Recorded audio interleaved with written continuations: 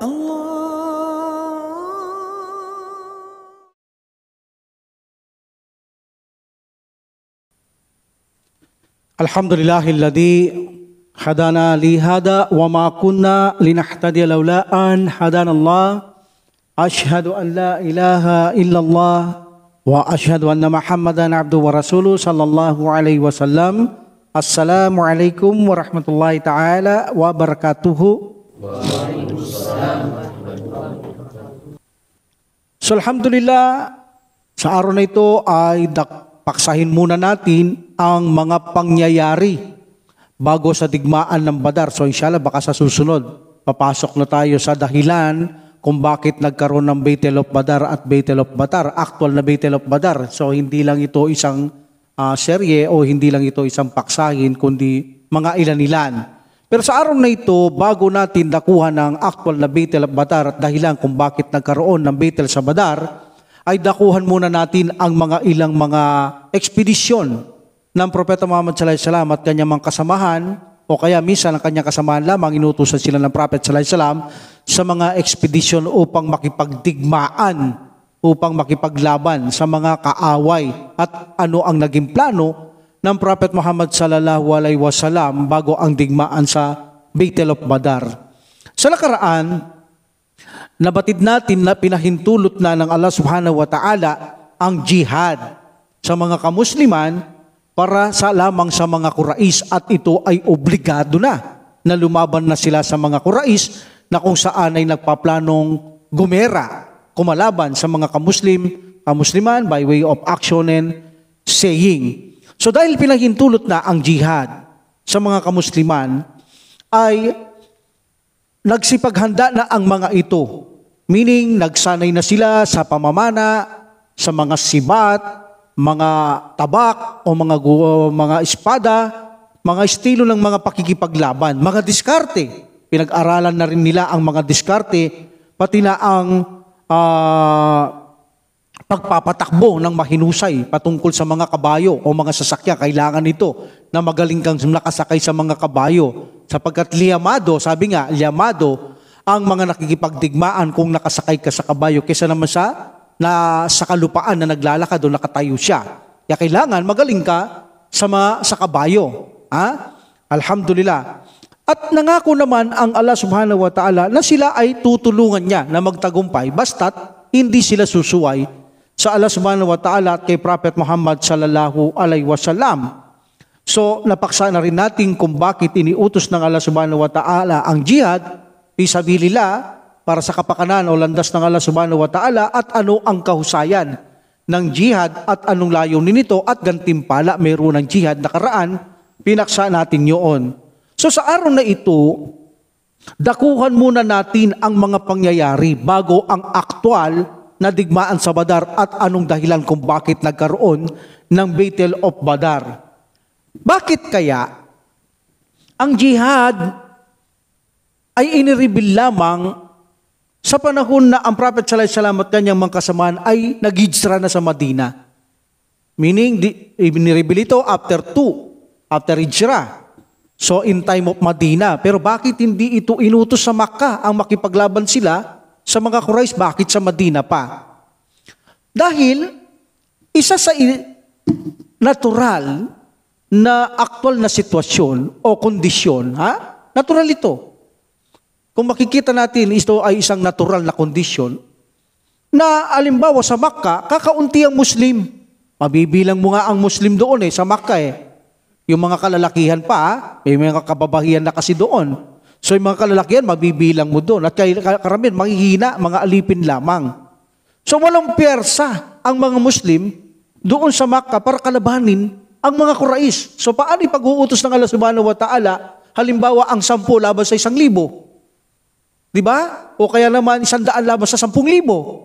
So bilang isang natural na aktual na sitwasyon, napaka-imposibleng manalo ang maliit na bilang na ito sa malaking bilang. Maliban lamang kung tutulungan sila ng Allah subhanahu wa ta'ala dahil gaano na ba karami ang maliit na bilang ay nagtagumpay sa malaking bilang. Yan ay dahil sa tulong ng Allah subhanahu wa ta'ala.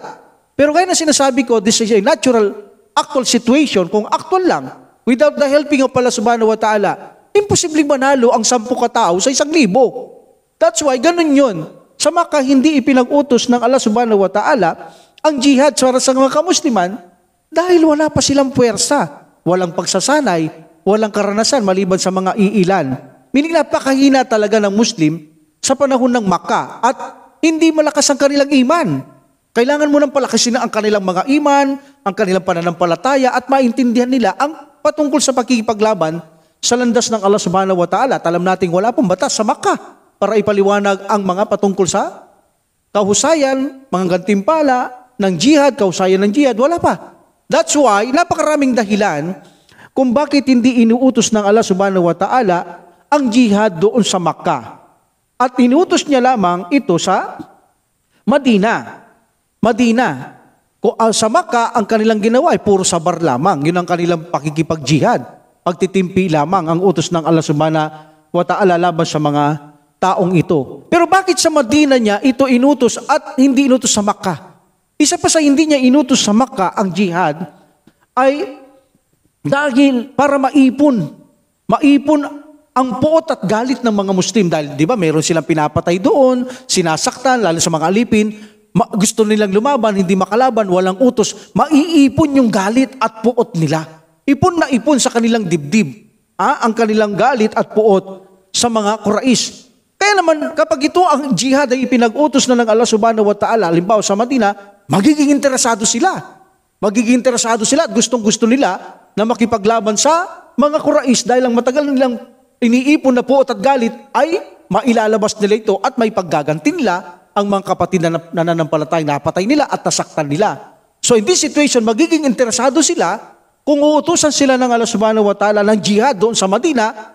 Abay makikita mo baka maging masayang-masaya pa sila na inutos na sila na mag-jihad ng Allah subhanahu wa ta'ala dahil sa galit at puot ng mga taong ito laban sa mga Quraysh. Alam natin ang Allah subhanahu wa ta'ala ang pinakamahusay sa lahat ng bagay. Anumang plano, anumang mga nangyayari, lahat alam niya at anong pinakamagaling at mahusay. Kaya naman ang Allah subhanahu wa ta'ala, inuutos niya sa Madina sapagkat alam niya ito ang higit na mausay at tama na dapat iutos niya ang jihad doon sa Madina, hindi sa Makkah. Alhamdulillah. So in this situation, inayahan ng Allah subhanahu wa ta'ala ang mga Muslim na makaalis muna sa Makkah. Bakit? Paano sila magsasanay doon sa Makkah?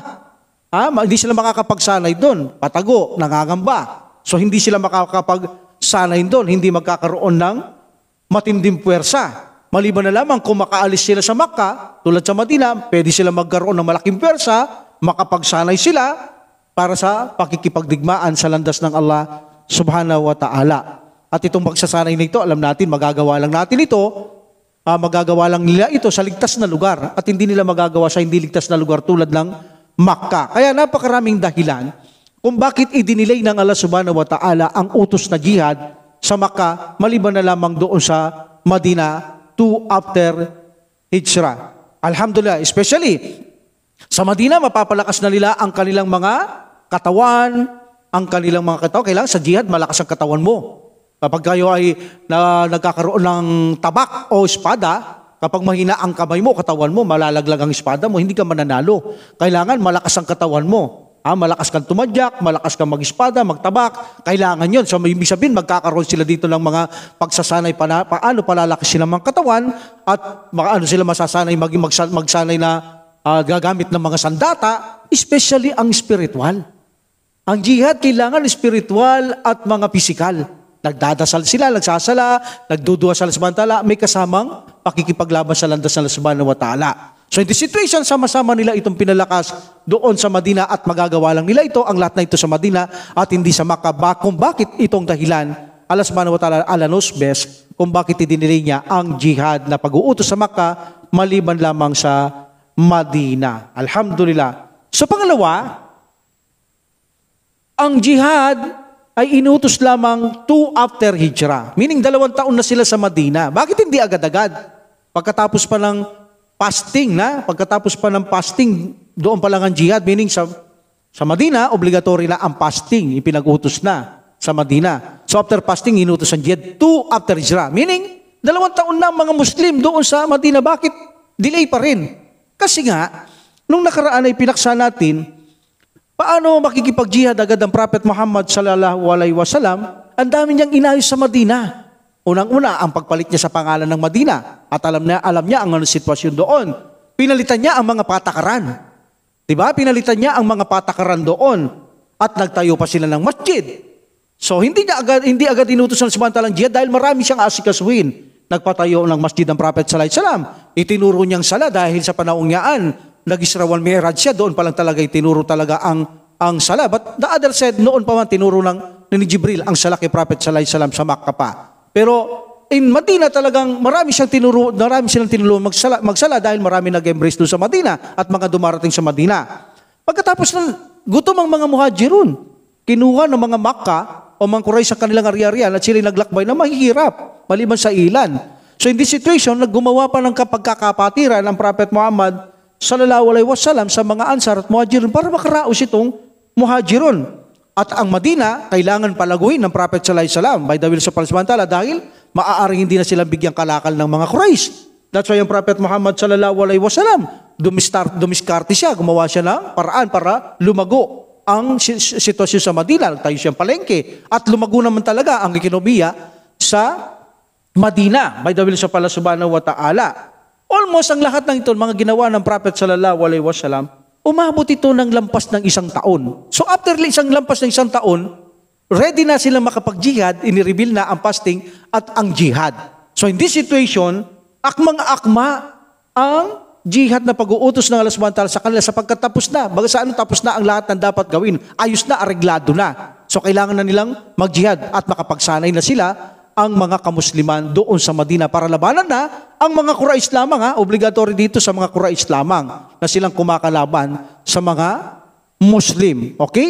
Now, ang jihad ay nahati sa dalawa. Tandaan niyo ito. Mahalaga ito. Ang jihad ng Prophet sallallahu alaihi wasallam o jihad ay nahati sa dalawa. Ang gaswa at sariya. Kapag sinabing gaswa, ito yung expedition gaswa o jihad na gaswa, ang sugo o ang Prophet sallallahu alaihi wasallam kasama siya. Gaswa ang battle na yan. May nangyari man ang digmaan, nagkaroon man, hindi natuloy o walang nangyaring digmaan, pero lumabas siya ng bayan, ang Prophet sallallahu alaihi wasallam sa Madina expedition para kumalaban, ito ay gaswa. Ang tawag dyan ay gaswa. Tandaan niyo yan. At ang Prophet Muhammad sallallahu alaihi wasallam, sinasabi nila ang gaswa na nangyari kay Prophet sallallahu alaihi wasallam, 19 times siyang sumama sa jihad. Ang Prophet Muhammad sallallahu alaihi wasallam, meaning, gusto kasi ng Prophet sallallahu alaihi wasallam din mamatay siya sa jihad Yun ang gusto talaga ng Prophet Muhammad sallallahu alaihi wasallam Kaya kahit namumuno siya, isang propeta at sugo, nakikipagbakas siya, nakikipagpatay sa landas ng Allah subhanahu wa ta'ala. 19 times nangyari ang gaswa. Anong ibig sabihin ng gaswa? Lumabas siya ng kanyang bayan at makikipaglaban. Ang Prophet sallallahu alaihi wasallam, meaning, present ang Prophet sallallahu alaihi wasallam sa expedition na pakikipaglaban. Sabi naman ng iba, 25 ang gaswa, sabi 29. But ang karamihan dito, hindi naganap ang digmaan. O konti lang ang naganap na digmaan. Mayroong 8 nagsasabi, mayroong 9. So, konti lang, doon lang, yung 8 o 9 lamang, nakipaglaban ng Prophet sallallahu alaihi wasallam. Marami ang hindi natuloy, walang laban. Halimbawa, Battle of Badar, nakakasama dyan ang Prophet Muhammad sallallahu alaihi wasallam. Battle of Uhud, Ahzab, Battle of Muraisi, sabi ng iba, Banu Mustalik, Battle of Taif, Khaybar, Makkah, and Hunain. So yan ang mga actual na pakikipaglaban ng Prophet sallallahu alaihi wasallam, pakikipagdigman sa mga kaaway, especially in Mount Uhud, Battle of Uhud. Nasaktan talaga dyan ang Prophet Muhammad sallallahu alaihi wasallam. Maraming pinsala ang natamo ng Prophet sallallahu alaihi wasallam dyan dahil sa sila ang kanyang kasamay sumuway. Yan ang sinasabi ng Allah subhanahu wa ta'ala tutulungan niya sila hanggat hindi sumusuway. Kapag sumuway, paparusaan sila ng Allah subhanahu wa ta'ala. So dahil nasaktan ng Prophet sallallahu alaihi wasallam at ito'y nakita nila na hindi nila matanggap ang kanilang propeta ay nasaktan, parang sila ay guilty sa kanilang sarili dahil sa pagsuway, dahil sa ginawa nila ay nasaktan ang sugot propeta ng Allah subhanahu wa ta'ala, kailanman hindi na sila umulit na sumuway kay Allah subhanahu wa ta'ala at kay Prophet sallallahu alaihi wasallam at patuloy ang tagumpay nila. Alhamdulillah. Now, ang pangalawang digmaan o jihad, tinatawag itong sariya. Kapag sinabing sariya, ang Prophet sallallahu alaihi wasallam hindi siya kasama. Nag-uutos lamang siya sa kanyang mga kasamaan na makipaglaban. Either na naganap ang digmaan o hindi naganap, hindi kasama ang Propeta Muhammad sallallahu alaihi wasallam. That is a battle of Sariya. So dalawa ang battle. Bethel of Gaswa o Gaswa Bethel o Saria Bethel. Kapag sinabing Gaswa, kasama ang Prophet sallallahu alaihi wasallam. Pag sinabing Saria, hindi kasama ang Prophet sallallahu alaihi wasallam. Nag-utos lang siya sa kanyang mga kasamahan. At sa Sharia, marami ang naganap sa Saria. Na hindi kasama ang Prophet Muhammad sallallahu alaihi wasallam. Maraming labanan ang naganap. Ayon kay Ibn Ishaq, 30 ang digmaang naganap. Ayon sa iba, like Al-Waqidi, rahimahullah, 48. At sa iba naman, like Al-Jawzi, rahimahullah, 56 ang naganap na digmaan sa Saria, meaning di kasama ang Prophet Muhammad sallallahu alaihi wasallam. Now, dahil obligado na ang digmaan sa mga Muslim, sa mga Quraysh, alam natin, masaya ang Muslim dito. Makakaganti na sila at ang matagal nilang kinikimkim na galit at puot ay mailalabas na nila sa mga taong ito na matagal na nagpahirap sa kanila doon sa Makkah hanggang sa itaboy na sila. Nag-ibang bayan na ang mga Muslim. Ano ang ginawa ng Prophet Muhammad sallallahu alaihi wasallam? Na kung saan ay alam natin mapwersa ang mga Quraysh, kaya nilang bumili o mag-arkila ng mga tao para sa lakayin ng Madina. Kaya nila yan.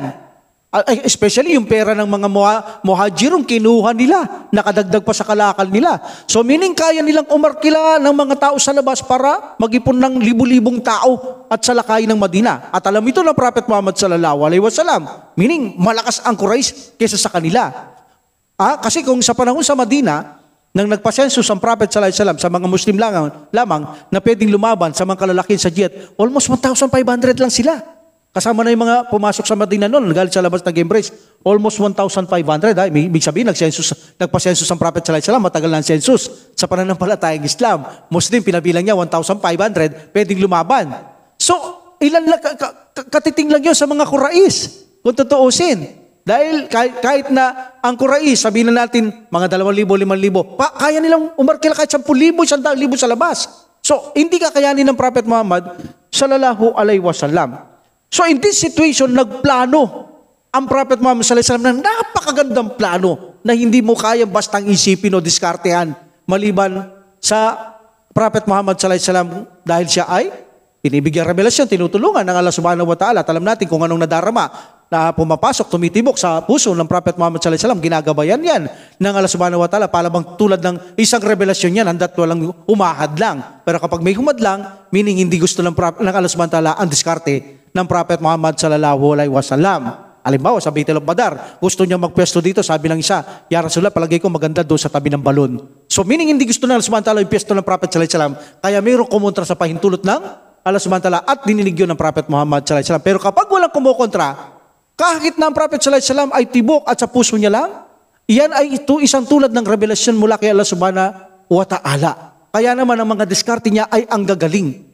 So, ang ginawa dito ng Prophet Muhammad sallallahu alaihi wasallam, at alam niya, gustong-gusto niya makabawi rin para sa, minamahal niya mga kapatid na mga Muslim na kasama niya na matagal na pinarusahan, sinaktan at kinuwang mga ari-arian.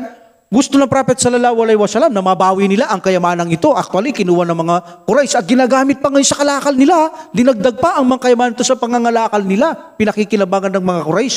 So, gustong itong bawiin ng Prophet Muhammad sallallahu alaihi wasallam ang mga ito dahil karapatan ito ng mga muhajirun sa kanila ito. Kailangan nilang makuha ito. So in this situation, ang Prophet Muhammad sallallahu alaihi wasallam gusto niya rin masagip ang mga ikinulong sa Makkah. Marami pa rin Muslim doon na kinulong ng kanilang mga pamilya. So gusto masagip ito ng Prophet Muhammad sallallahu alaihi wasallam. At ito ay karapatan na sagipin nila ang kanilang mga kapatid sa pananampalataya doon at ang mga ari-arian na kinuha ng mga Quraysh mula sa mga muhajirun.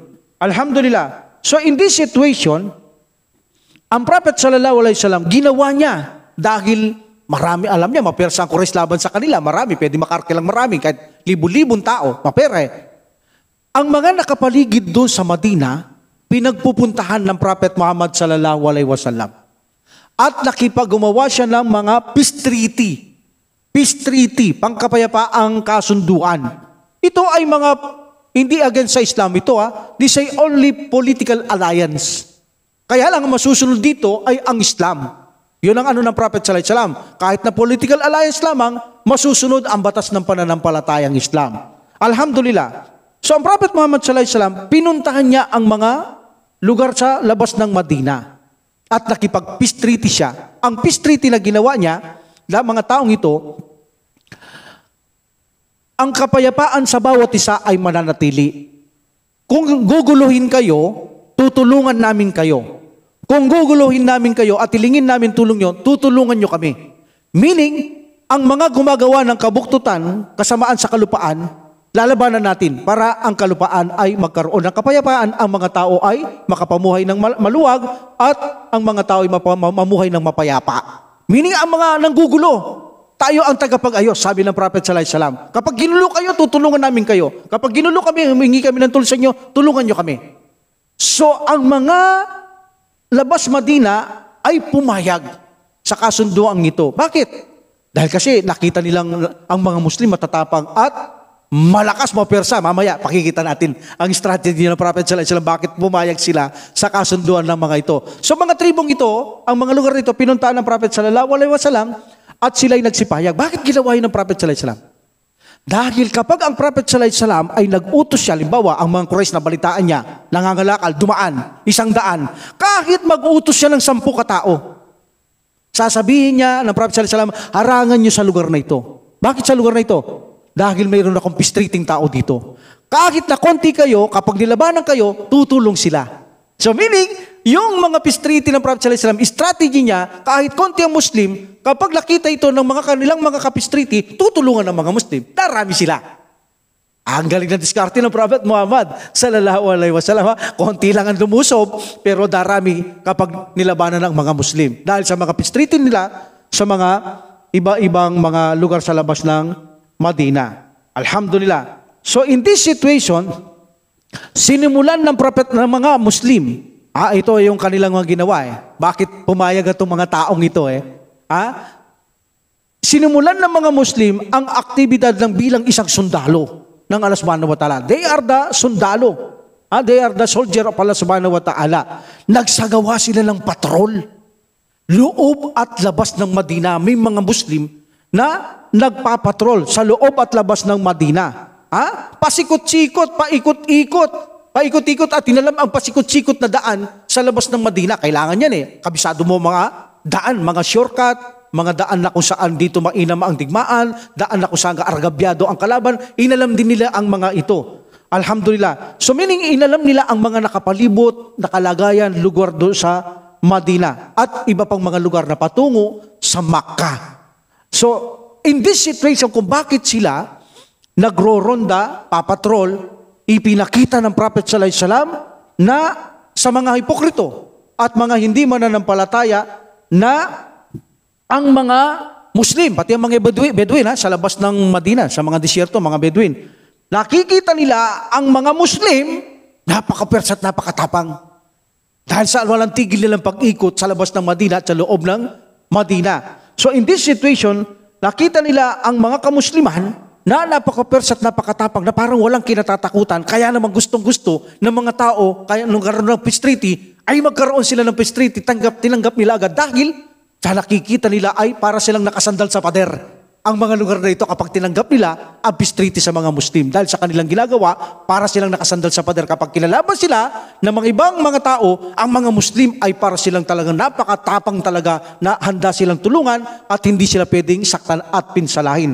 Kaya naman, ipinakita ng Prophet sallallahu alaihi wasallam ang persang ito sa mga labas ng Madina at kinatakutan ang mga Muslim sa ganitong diskarte ng Propeta Muhammad sallallahu alaihi wasallam. Alhamdulillah. So, yung mga nakipagpistriti na dahil natatakot sila sa persa ng mga Muslim, nawalan na sila ng takot. Kaanib na nila, kaalyado na nila Nawalan na ng takot ang mga tao sa labas ng Madina. But, of course, gagamitin din ang mga ito ng Prophet sallallahu alaihi wasallam. Kapag siya, mga Muslim ay haragabyado, nakita nila nakikipaglaban, obligado silang tumulong. At walang magtataksil. Dahil nakita nila ang kung paano bagsik at tapang ng mga Muslim. Hindi nila kakayaning magtaksil sa mga Muslim. Alhamdulillah. So in this situation, ang mga kaalyado rin ay makikinabang sa diskarte ng Prophet Muhammad sallallahu alaihi wasallam. Now, dakuan natin ang mga ilang ekspedisyon bago ang digmaan sa Badar. Number 1, ang Propeta Muhammad sallallahu alaihi wasallam, this is a gaswa. Anong ibig sabihin gaswa? Kasama ang Propeta Muhammad sallallahu alaihi wasallam. Gumawa siya ng pistriti sa Damra. Ang nagkaroon ng peace treaty sa mga tao doon sa Damra. Okay? Tinawag ang Bethel dito sa gaswang ito, Abwab or Wadan. Ha? Wadan. Okay. Pero walang digmaan na ganap dito. Ha? Walang digmaan at nagkaroon na lamang ng peace treaty sa mga nananahanan doon sa Banu Damra sa tribo ng Kinana. Okay? Nangyari ito, month of Safar, 2 after Hijrah. Ang mga kamusliman dito kasama ng Prophet sallallahu alaihi wasallam, 70 lang, yan kaunti lang, 70 lang. Pero dahil sa lugar na yan, kapag pupuntaan, halimbawa may ka-peace treaty, tutulong yan, isang baryo, barangay o tribo yan, ang tutulong sa kanila. Ganun ang diskarte ng Prophet sallallahu alaihi wasallam. So in this situation, ang Prophet Muhammad sallallahu alaihi wasallam ay lumakad dito sa gaswa na ito, 70 katao kasama niya, may nakakabayo, ang iba ay naglalakad. Bakit?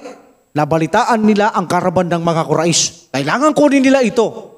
Kailangan kunin nila ito. Karapatan ng mga Muslim ito dahil ginamit nila ang mga pera ng mga Muhajirun at karapatan ito na makuha ng mga kamusliman. At kapag ito'y digmaan, kalaban na, obligatory, siyempre ang mga samsam o buti ay sa kanila. Legal na ito. Halal ito para sa mga kamusliman na pinahintulot ng Allah subhanahu wa ta'ala. At bakit nila hinaharang ang mga karaban? Para malaman nila na ang mga Muslim ay napakatindi sa Madina o sa labas ng Madina.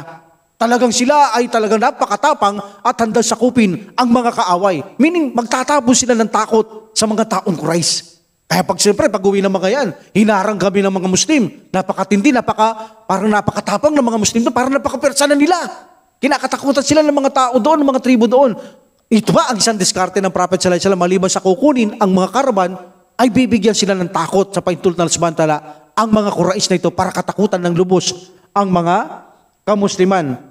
Alhamdulillah. So in this situation, hindi na nila inabutan ang karaban. Wala na sila. Hindi na nila inabutan ng Prophet Muhammad sallallahu alaihi wasallam. Kaya nagkaroon na lamang ng peace treaty sa lugar na ito. Okay? After this, ang unit ni Ubayda ibn Harith, ang sugo ay, actually gumawa na dito ng bandila ang Prophet sallallahu alaihi wasallam. May bandila na dito ang mga Muslim at pinahawak to sa unang pagkakataon kay Ubayda ibn Harith. Okay? Sa isang, kapag may jihad, pinadadala ito ng Prophet Muhammad sallallahu alaihi wasallam, meron siyang puti na ginawa na banner o bandila. Alhamdulillah. So dito pinili ng Prophet sallallahu alaihi wasallam si Ubayda ibn al-Harith ang siyang umawak sa kauna-unaang bandila na ginawa ng Prophet Muhammad sallallahu alaihi wasallam at inutusan niya sila. Meaning, hindi kasama ang Prophet Muhammad sallallahu alaihi wasallam. Anong ibig sabihin ng Bethel na ito? This is Sharia. Hindi kasama ang Propeta Muhammad sallallahu alaihi wasallam. So, inutusan niya ito sa isang ekspedisyon. Hawak ni Ubayda ang bandila dito. Si Ubayda ang may hawak ng bandila dito. Kasama niya rito ang 60 Muhajirun. Muhajirun from Makkah to Madina. Yung sa Madina, Ansar yun. Kapag sinabing Muhajirun, yung naglakbay. Mula sa Makkah to Madina. Yung Ansar, yung mga nag-embrace sa Madina, tutulong. Ansar is tutulong sa mga Muhajirun. So, 200 men ang Quraysh dito. 200 men. Pinamumunan dito ni Abu Sufyan, ang karaban na ito. Intercept na naman nila ang karaban. Abu Sufyan na naman ang namumuno dito. So, in this situation, talagang magkakaroon ng labanan dito. Ang nangyari nga lang ay tumakbo ang mga Quraysh. Kita mo? Ang tatapang ng mga Muslim Ang tatapang ng mga Muslim Ang nangyari ngayon, tumakbo ang mga Quraysh. 200 men ang mga Quraysh dito. Meron ko 200 men ang Quraysh dito. At ang kauna-una ang nagpana dito ay si Sa'd ibn Abi Waqqas radiyallahu anhu. Siya ang nagpana. Natakot ang mga Quraysh. Pero kahit na ang mga Quraysh ay tumakbo na at ang mga Muslim malis na dahil tumakbo na, papaulan pa rin ng pana si Sa'd ibn Abi Waqqas. Bakit? Nagpaiwan siya. Bakit? Baka bumalik bigla ang mga Quraysh Kaya patuloy siya kahit malayo sila, nakikita lang pumapana si Sa'd ibn Abi Waqqas, hindi na sila bumalik. So in this situation, pag-uwi nila sa Makkah, of course, sasabihin na naman nila ito, another na naman ito, na sinalakay na naman ng mga Muslim, ang mga Quraysh. So talagang tatapunan sila ng takot dito. Lumilitaw na mapersa na ang mga kamusliman sa Madina na kung saan ito pa naman ang kanilang kinakatakutan na magkaroon ng Persa ang Prophet Muhammad sallallahu alaihi wasallam sa Madina. Ang kasama dito ay Muhajirun. Pero bakit walang Ansar? Bakit palaging Muhajirun ang kasama ng Prophet sallallahu alaihi wasallam at mga kasamaan niya at walang Ansar? Maliban kung may voluntary. Pero pag walang voluntary, puro Muhajirun. Dahil ang kasunduan ng mga Ansar doon sa Aqaba, Pledge Aqaba, ay depensa lamang. Tutulong ang mga ansar. Meaning kung sasalakay ng Prophet sallallahu alaihi wasallam, papatayin, tutulungan siya. Depensa lang, hindi offensive o opensiba. Opensiba to pag salakay to eh. So hindi inuutos ng Prophet sallallahu alaihi wasallam o pinasasama ang mga ansar dahil ang kasunduan, depensiba lang sila, tutulong. So, alhamdulillah, ginawa ito ng Prophet Muhammad sallallahu alaihi wasallam na hindi niya sinisira ang kanyang pangako at ang kanyang pakikipagkasundo sa kanila. Sapagkat ang gawaing pagsira sa pangako, alam natin, pangako, salita, o kaya mga bagay na hindi mo ginagawa, ay kamuhi-muhi kay Allah subhanahu wa ta'ala. So sabihin ng Prophet sallallahu alaihi wasallam at mga kasama niyang ansar na ganitong kasundo, pagkatapos sabihin ng Prophet sallallahu alaihi wasallam sa kanila, sumama kayo doon, sinira niya kapag kaganon. O ano sabi ng Allah subhanahu wa ta'ala? Sa ala, ya ayyuhalladhina amanu lima taquluna ma la taf'alun. Kabura makatanayin dalay ang taqulu ma la taf'alun. O kayo mananampalataya, bakit niyo sinasabi? O bakit kayo nangangako like that? Bakit nagsasalita na hindi niyo namang ginagawa? Hindi niyo ba alam na ito ay karumal-dumal o malaking kamuhimuhi kay Allah subhanahu wa ta'ala ang nagsasabi kayo o nangangako kayo na hindi niyo naman ginagawa o mga bagay na ginawa niyo, sabi niyo ginawa niyo, hindi niyo naman talaga ginawa. So in this situation, hindi sumira ang Prophet Muhammad sallallahu alaihi wasallam. At alam natin, at alam din ng Prophet sallallahu alaihi wasallam na dapat siya maging magandang huwaran sa mga Muslim hanggang sa maabutan ng kamatayan. Siya dapat magandang modelo, halimbawa, sa mga kamusliman, ganun din sa mga darating pagkamusliman, pagkatapos din natin, mananatili na siya ay magandang modelo o halimbawa na dapat tularan o sundin ng mga Muslim. Gaya sabi ng Allah subhanahu wa ta'ala, laqad kana lakum fi rasulillahi uswatun hasanah. Nasa sugo ng Allah subhanahu wa ta'ala ang isang magandang halimbawa upang sundin. So, gagawin ito ng Prophet sallallahu alaihi wasallam na hindi niya sisirain ang kasunduan niya sa mga ansar na defensive lang sila, tutulong, hindi offensive. Kaya muhajirun ang palaging lumalabas na kasama ng Prophet sallallahu alaihi wasallam o kapag nag-uutos siya, mga muhajirun din. Alhamdulillah, and we know, ang ugali ng Prophet sallallahu alaihi wasallam ay Quran. Kaya hindi niya akayaan, sirain, o magkamali ang Prophet sallallahu alaihi wasallam sa kanyang mga ginagawa. Kaya dahil sa Allah subhanahu wa ta'ala. Kaya sabi ng Aisha radhiyallahu anha, nang tinanong siya, ano ang ugali ng Prophet sallallahu alaihi wasallam? Sabi niya, tinanong mo si Aisha rito, radhiyallahu anha, ano daw ang ugali ng Prophet sallallahu alaihi wasallam? Sabi niya, ang Quran. Ang ugali ng Propeta Muhammad sallallahu alaihi wasallam. Allahu Akbar. Kaya naman pinuri siya ng Allah subhanahu wa ta'ala sa natural praise eh. Ugali ng Prophet sallallahu alaihi wasallam, ang Quran eh. Allahu Akbar. Alhamdulillah. So also, ang kay Hamsa. Okay, Hamsa. Ang unit ni Hamsa, tinatawag itong Lion of the Desert, Leon ng Disyerto. Itong si Hamsa na tiyuin ng Propeta Muhammad sallallahu alaihi wasallam. After the expedition of Abwa, ang Prophet Muhammad sallallahu alaihi wasallam, pinadala niya sa expedition na ito si Hamsa. Meaning ito sa tabing dagat naman ang kanilang misyon, ito'y papuntang Red Sea. Papuntang Red Sea. Ang dahilan dito kung bakit tinutos nila ng Prophet sallallahu alaihi wasallam, another, Quraysh, intercept na karaban. Karaban na naman. Kailangan kunin nila yung mga karaban. Bakit kailangan nilang kunin ang mga to? Para karapatan nila. Pangalawa, para humina ang persa nila. Kung wala silang kayamanan, paano sila arkil ng mga tao? Manghihina ang persa nila, lalakas ang mga Muslim. Dahil nasa kanila ang mga kayamanan. So mahalaga talaga makuha nila ang mga ganitong uri ng mga kalakalan o mga kayamanan. Alhamdulillah. So dito kasama na naman ni Hamsa, muhajirun. 30 muhajirun, riders naman dito. Riders. Nakakabahay sila. 30 muhajirun ang kasama niya. Okay? So dito kasama dito sa kabila ang mga kalakalay si Abu Jahal. Allahu Akbar. Abu Jahal, kalaban na matalik ng Prophet sallallahu alaihi wasallam, nasa kabila ngayon na kanilang sasalakay nila Hamsa radhiyallahu anhu. Alhamdulillah. So ang Quraysh dito, 300 ito sinasabi ko. 30 muhajirun, 300 sila Abu Jahal. Ang dami, no?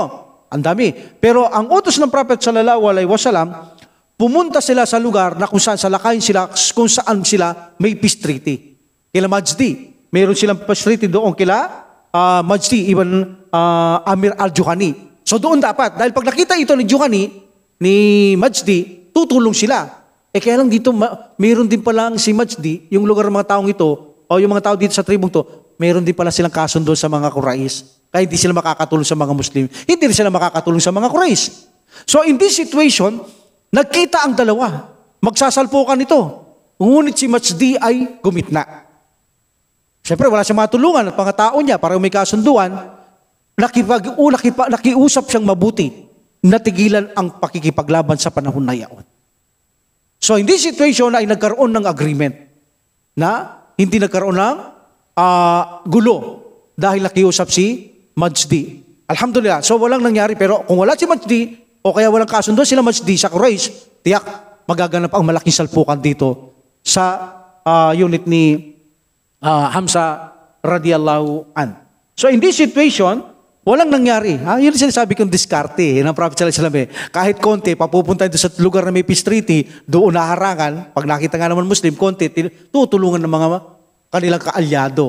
Kaya lang dito, pareho may kaalyado, pareho dito ng lugar na ito, ang mga Quraysh at ang mga Muslim. So walang digmaang nangyari dito. Alhamdulillah. Pero, ito ay muling nagpakita na naman sa mga Quraysh na kung saan ay nagbibigyan na talaga ng takot sa kanila.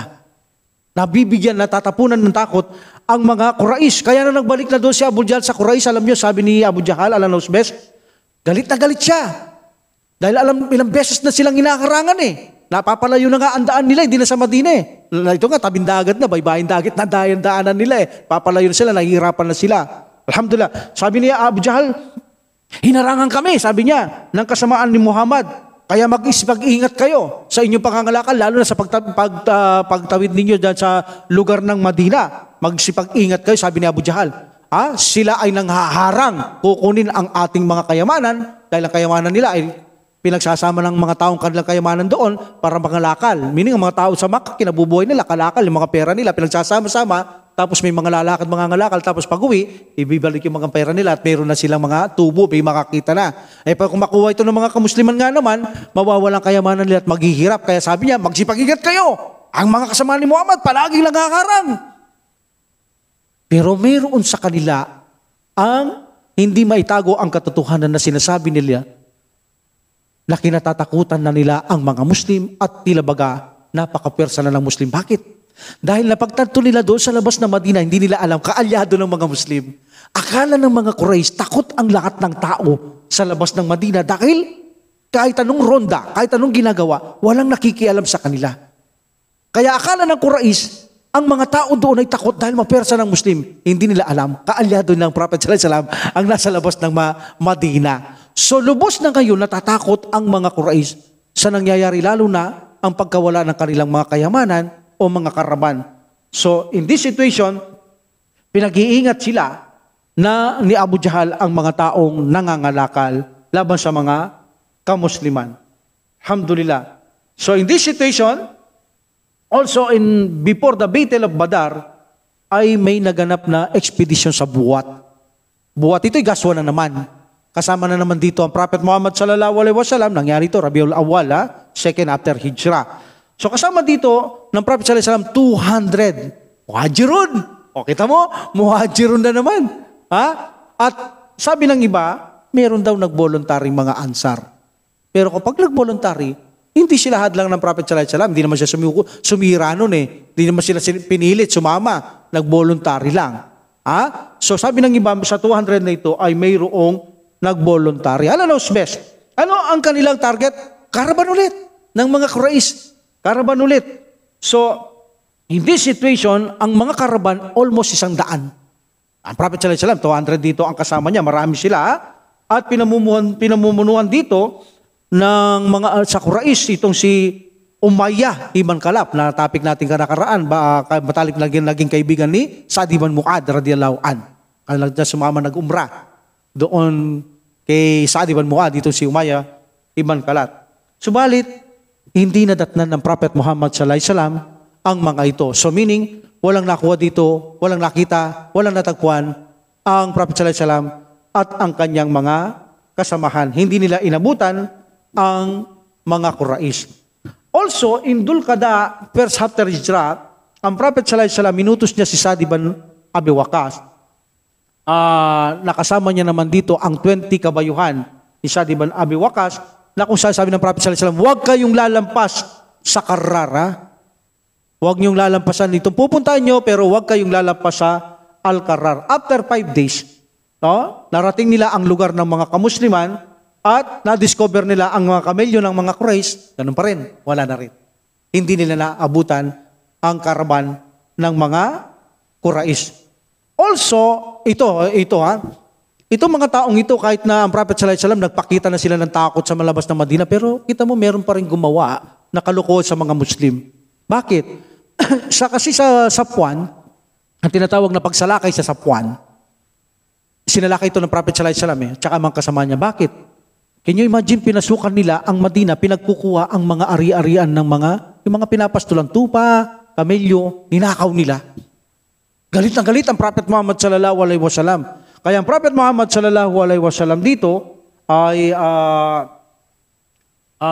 lumakad siya kasama ang 70 katao. Gaswa ito. 70 katao para atong mga nagmalabis, gumawa ng kalupitan sa kalupaan o kasamaan, ay bigyang leksyon ng Prophet Muhammad sallallahu alaihi wasallam. Pag nanakaw ito, pag nanakaw to, alam natin, putol kamay ito. Pag lumaban sila, papatayin sila.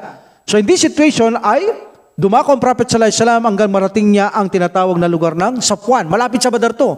Ito ang tinatawag nilang bago Badar, nagkaroon ng digmaan, nagkaroon ng dapat digmaan sa Badar dito. Sa Safwan na ito, malapit sa Badar, pero hindi nila naabutan. Hindi nila naabutan din ng mga tao. Tinatawag nila sana ito na paunang Badar na labanan sana. Kaya lang ay hindi ito naabutan ng Prophet Muhammad sallallahu alaihi wasallam. Kaya kung inabutan lang yan ng Prophet Muhammad sallallahu alaihi wasallam, tiyak na magbibigay ng lalong malaking takot sa mga tao doon sa labas ng Madina at lalong katatakutan ng Muslim, ngunit hindi pinahintulot ng Allah subhanahu wa ta'ala na maabutan ito. Also in Ghazwa, in Dil Uzaira invasion, pagsalakay, sa Dil Uzaira, ito ay naganap Jumadal Ula and Jumadal Akhira, meaning first and second, 2 after Hijrah ng Prophet Muhammad sallallahu alaihi wasallam. Kasama niya rito ay 13 kamelyo ang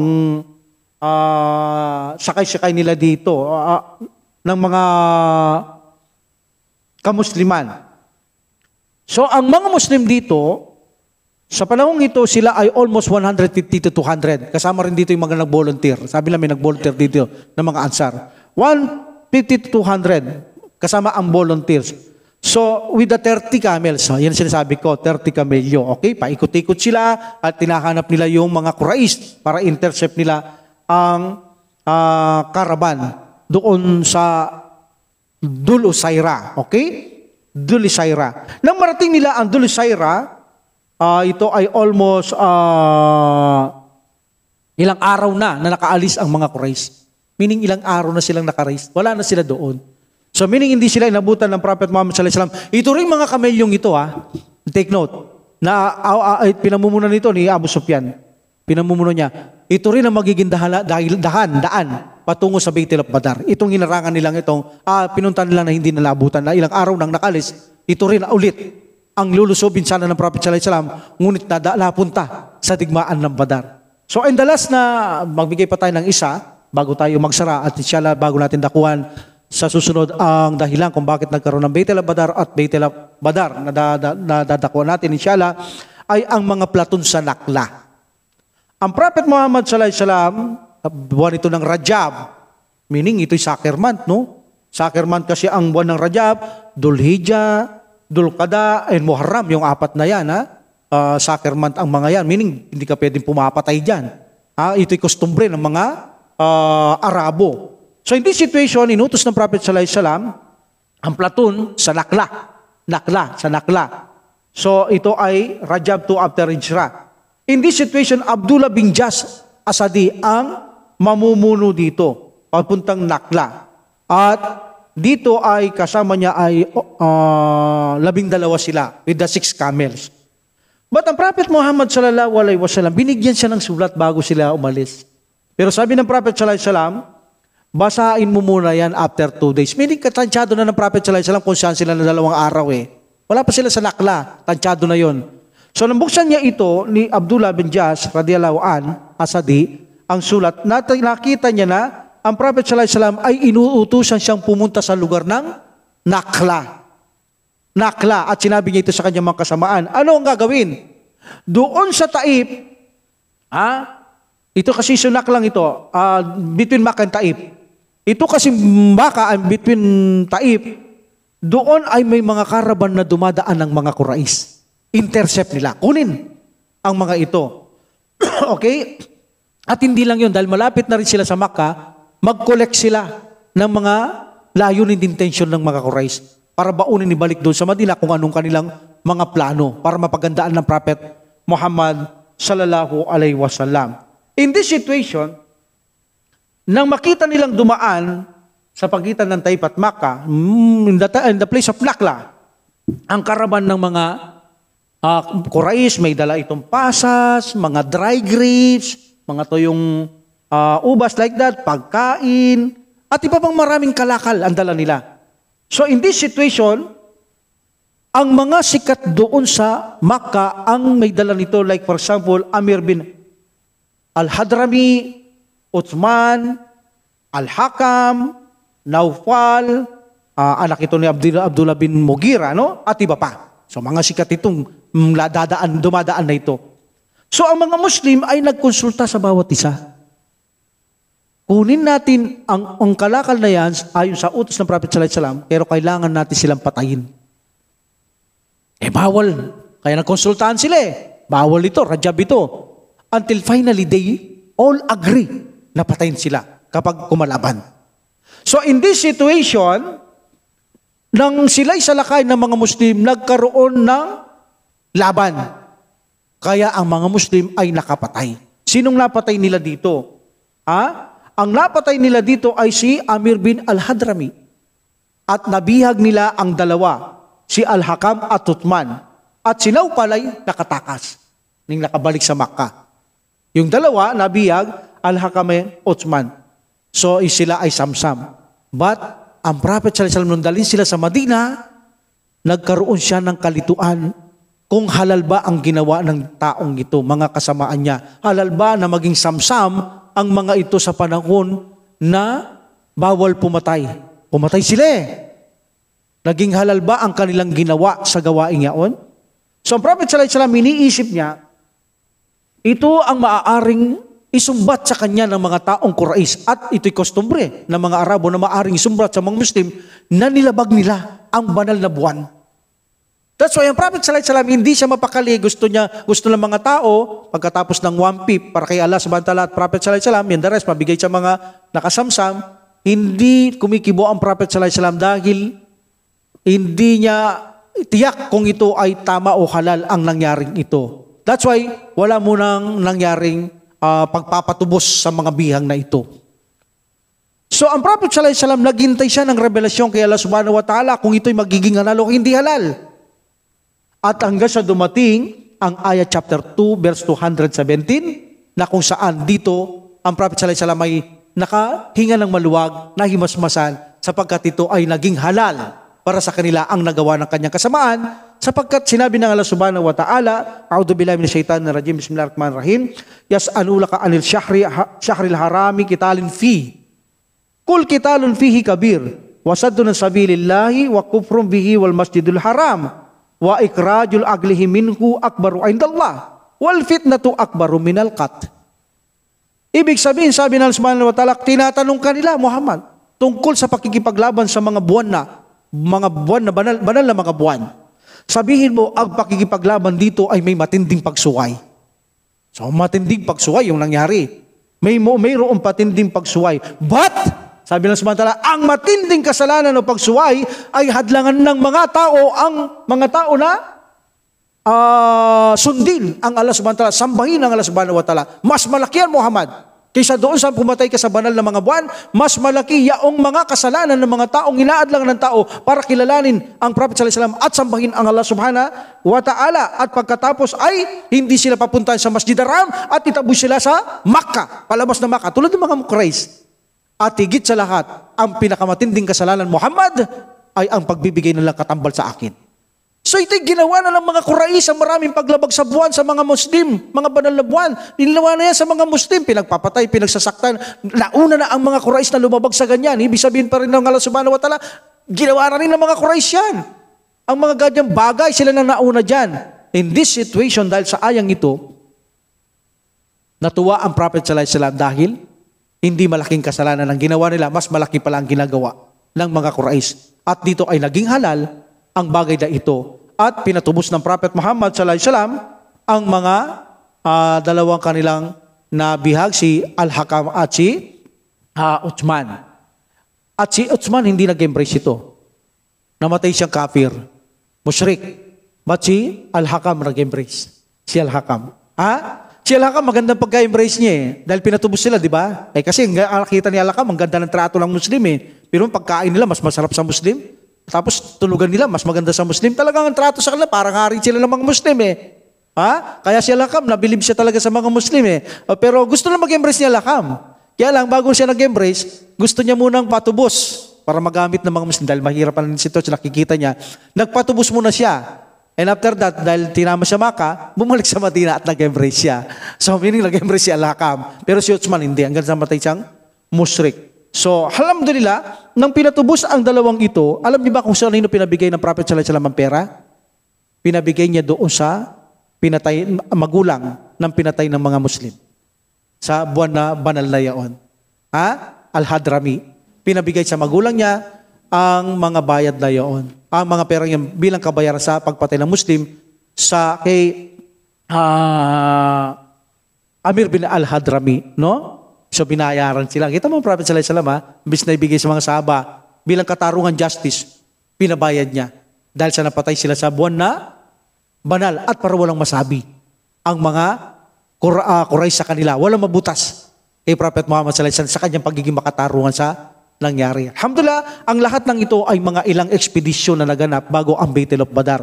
So inshallah sa susunod, dadakuhan natin ang Battle of Badar at of course, mayroong dahilan kung bakit lumantong sila sa ganung dahilan. Aalamin din natin yan inshallah. Wa akhiru da'wat alhamdulillah rabbil alamin wa salatu wa salam ala rasulillah. Subhanakallahumma wa bihamdika asyhadu an la ilaha illa anta astaghfiruka wa atubu ilaik. Assalamualaikum warahmatullahi taala wabarakatuh. Waalaikumsalam.